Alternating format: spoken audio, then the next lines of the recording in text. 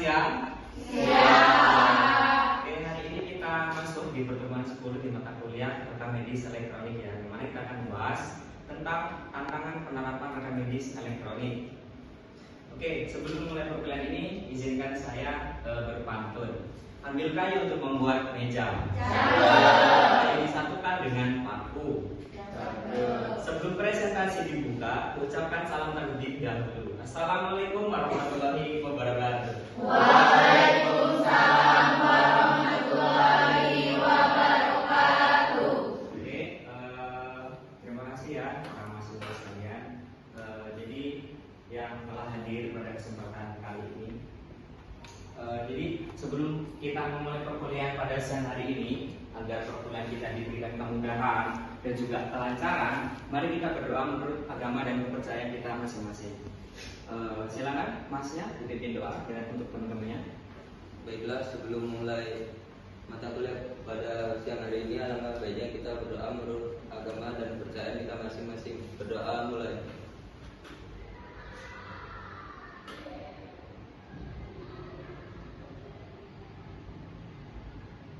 Doa selesai. Oke, terima kasih. Itulah tadi sesi doa kita.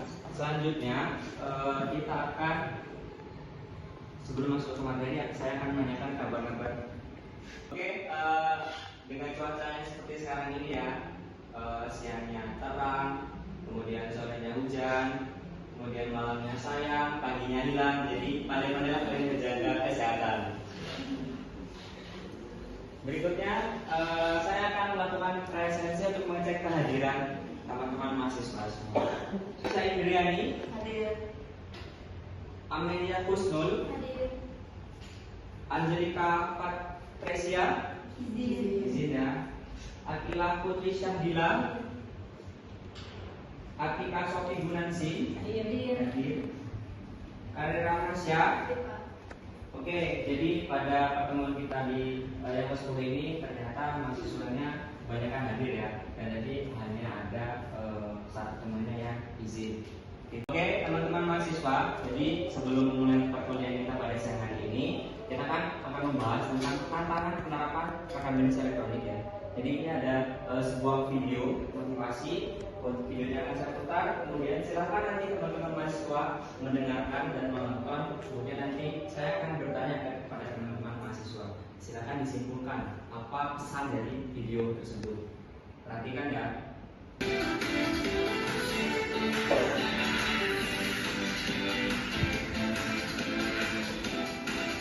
Sub-sub capaian kuliah yang akan kalian dapat. Yang mana subcapaian mata kuliah ini yaitu diharapkan mahasiswa mampu menjelaskan tantangan penerapan rekam medis elektronik, regulasi dan perbedaan rekam medis manual dan juga elektronik. Jadi itu ya, kita ada 3 sub CPMK. Nah, oke, jadi sebelum memulai perkuliahan biar teman-teman mahasiswa nggak jenuh ya, apalagi kita kan pelajaran mata kuliah ketiga ya, dan nggak ngantuk, kita ice breaking terlebih dahulu. Jadi silakan semuanya berdiri.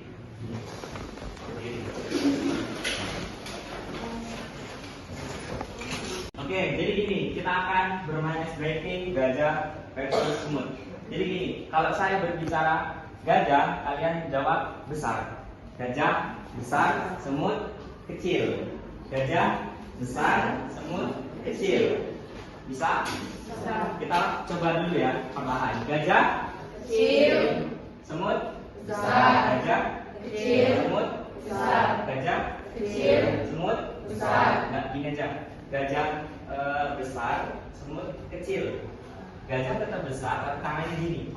Oke? Gajah Besar. semut Kecil. gajah Besar. semut Kecil. gajah Besar. semut Kecil. Oke, siap. Jadi ini ketika saya berbicara gajah semut, kemudian saya tunjuk salah satu mahasiswa, kalian harus mempraktekkan dan juga membicarakannya. Misalnya saya bilang gajah Besar, semut kecil. Oke, jadi pahami? Kita coba dulu ya. Kita coba. Gajah Besar. semut Kecil. gajah Besar. semut Kecil. semut Besar. Kecil. Oke, jadi jangan sampai kesalahan terjadi. Ini untuk melatih konsentrasi kalian ya. Siap? Gajah? Besar. Gajah? Besar. Semut? Kecil. Gajah? Besar. Semut? Kecil. Semut? Kecil. Oke, bisa? Kita mulai. Gajah, semut, gajah, semut, gajah, semut, gajah, semut, gajah.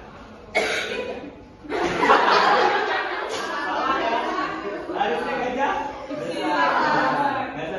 Gajah besar, tapi ekspresinya seperti ini. Tempatnya boleh duduk dulu, nanti kita kasih hukuman. Oke, silakan duduk. Satu lagi ya, kita cari satu peserta. Kita cari satu mahasiswa lagi. Gajah, semut, gajah, semut, gajah, semut. Sas. Salah ya. Oke, silakan. Yang lain duduk dan tepuk tangan. Jadi, untuk Mas Dian dan Mbak Mei, saya ada pertanyaan ini. Kira-kira teknologi apa yang kalian gunakan, yang berkaitan dengan bidang kesehatan? Apa kira-kira? Mbak Mei dan Mas Dian ya. Teknologi bisa aplikasi, bisa perangkat lunak, apapun boleh. Kalau Mbak Mei apa jawabannya? Mobil JKN, tepat sekali. Mas Dian apa? Aplikasinya? Selain mobil JKN, ada apa lagi? Peduli lindungi. Peduli lindungi. Oke, terima kasih, tepuk tangan buat kedua. Oke, itu tadi adalah S branding kita. Sekarang di sini saya punya sebuah atau dua buah referensi. Jadi referensinya akan saya gunakan untuk pembelajaran kita pada siang hari ini. Jadi file sudah saya kirim. Jadi teman-teman silahkan dibuka linknya, kemudian dibaca bukunya. Saya kasih waktu 10 menit. Setelah itu kita akan masuk ke materi.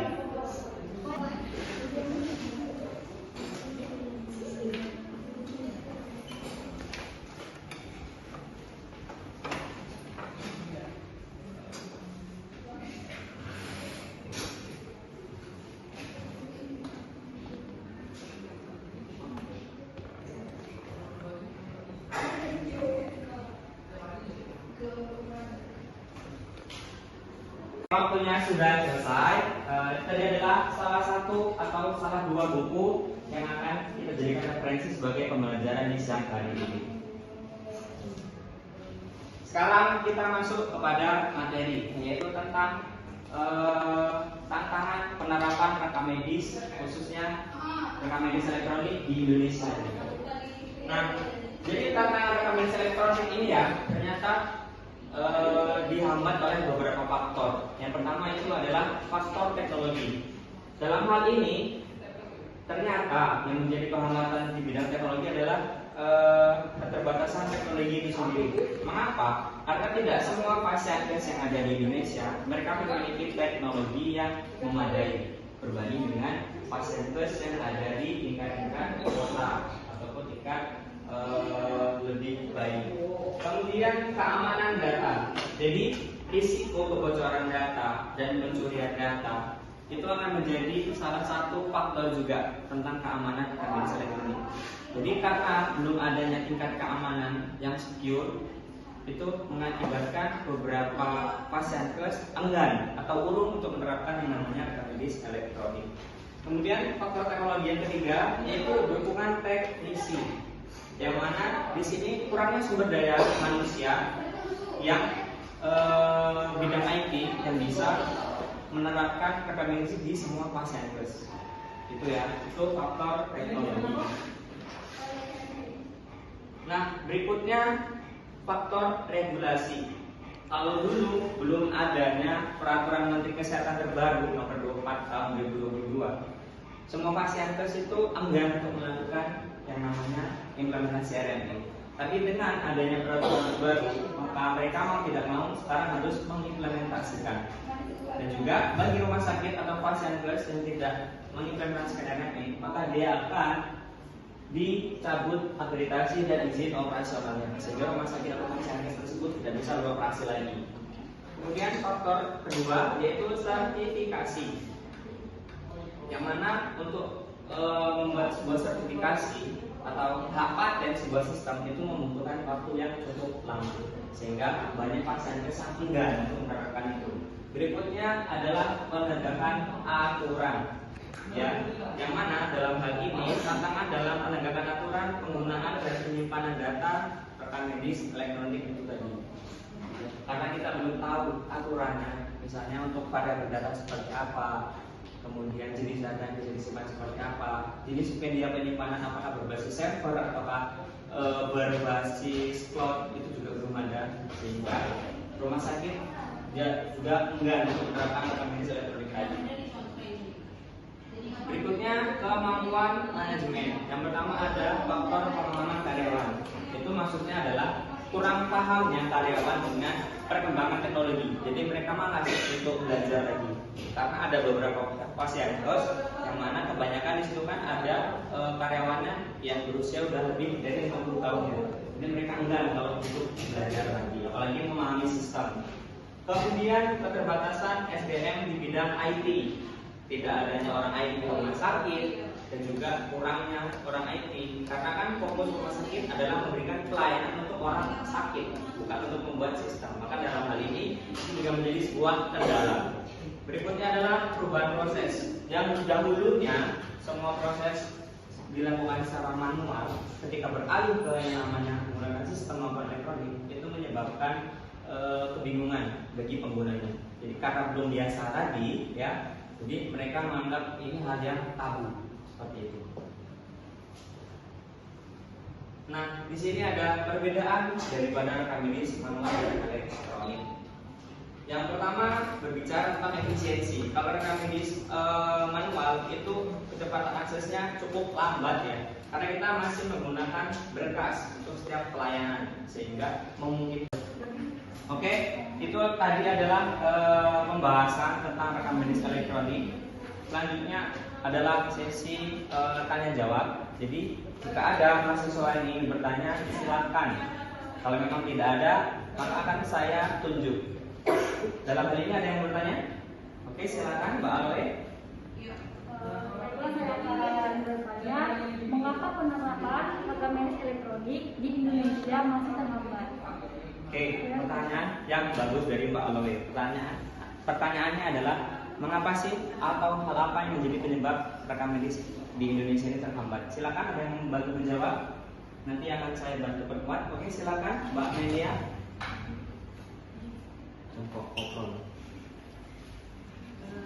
Penerapan rekam medis elektronik di Indonesia masih terhambat oleh beberapa faktor, termasuk keterbatasan infrastruktur, teknologi yang belum merata di seluruh wilayah, kurangnya standar seragam dalam pengelolaan data kesehatan, serta keterbatasan aksesibilitas dan keahlian tenaga medis dalam menggunakan sistem rekam medis elektronik.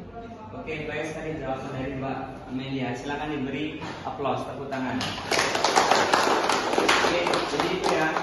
Karena belum adanya pemerataan teknologi dan kurangnya sumber daya manusia di beberapa Pasienkes, khususnya Pasienkes yang berada di daerah maupun kabupaten, itulah yang menjadi penyebab bahwasanya rekam medis belum bisa tercapai.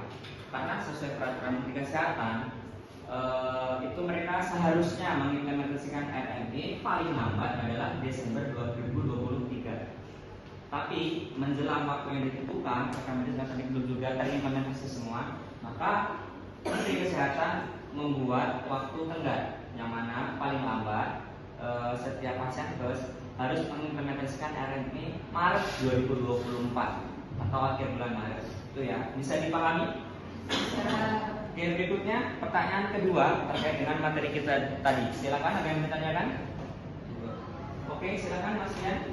Bertanya, bagaimana dampak kurangnya kesadaran akan pentingnya penggunaan rekam medis elektronik terhadap pelayanan kesehatan di Indonesia?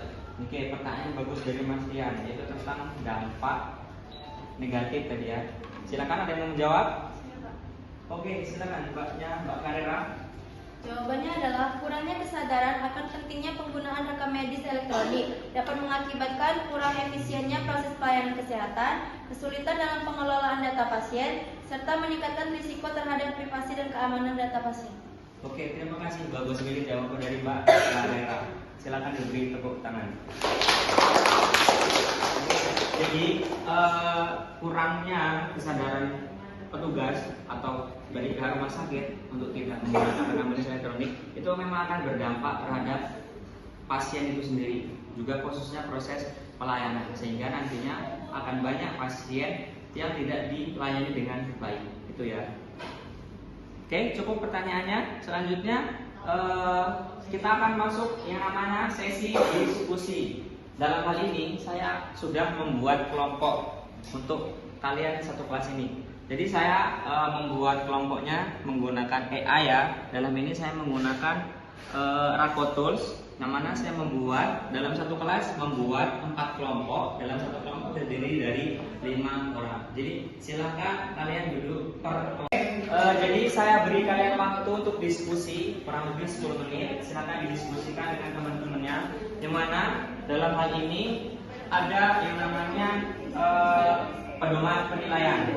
Oke, jadi nantinya dalam hal ini ada 5 item penilaian, yaitu kemampuan berkomunikasi, penguasaan materi, kemampuan menghadapi pertanyaan, penggunaan alat peraga presentasi, dan juga ketepatan menyelesaikan masalah. Jadi silakan didiskusikan dengan baik selama 10 menit saja, kemudian nanti kalian presentasikan. Gimana kelompok ini? Sudah diskusinya? Oke. Kelompok 2 bagaimana diskusinya? Sudah. Oke. Kelompok 3 diskusinya sudah. Berikutnya kelompok 4 ada diskusinya. Oke. Kalau memang sudah semua, saya minta Mbak Deva untuk menjadi moderator pada diskusi siang ini. Buat Mbak Deva, disilahkan ya. Baiklah, saya selaku moderator akan memimpin jalannya diskusi ini. Langsung saja untuk mempersingkat waktu kepada kelompok 1, silakan untuk mempresentasikan hasil diskusinya. Baiklah, di sini saya perwakilan dari kelompok 1 akan mempresentasikan diskusi yang telah kami diskusikan.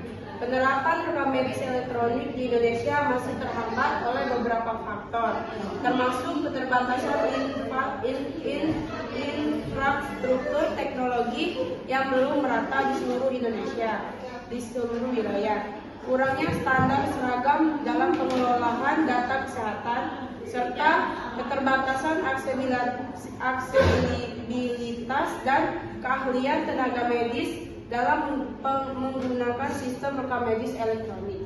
Baiklah, itu saja presentasi yang telah kami diskusikan. Baiklah, selanjutnya kepada kelompok 2, 3, dan 4, silakan memberi tanggapan. Silakan untuk kelompok berapa saja untuk memberi tanggapan. Kepada kelompok 2, 3, dan 4, dipersilakan untuk memberi tanggapannya. Ada yang mau? Oke, silakan Bapak bertanggapan kepada kelompok 1. Baik, dengan pendapat kelompok 1, karena beberapa pasienkes yang jauh dari kota terkendala dengan teknologi tersebut. Baiklah, selanjutnya presentasi dari kelompok 3 dipersilakan. Untuk meningkatkan adopsi teknologi rekam medis di Indonesia, diperlukan upaya kolaboratif antara pemerintah, lembaga kesehatan, dan pihak terkait lainnya. Hal ini meliputi perbaikan infrastruktur, pelatihan tenaga medis dalam penggunaan sistem rekam medis elektronik, serta pengembangan kebijakan yang mendukung penggunaan rekam medis secara efektif dan aman. Sekian, terima kasih. Oke, tepuk tangan untuk kelompok 3. Selanjutnya, saya serahkan ke moderator. Baiklah, kepada kelompok 1, 2, dan 4, apakah ada yang ingin dipertanyakan? Silakan.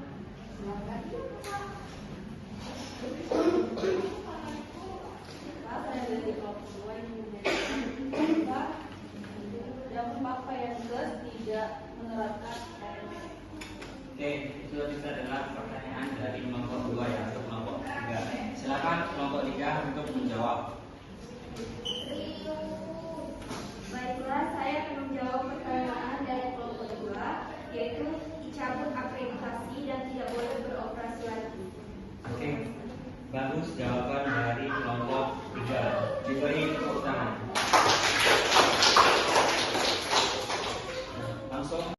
Oke, itu tadi adalah sesi diskusi dan pembelajaran kita pada siang hari ini.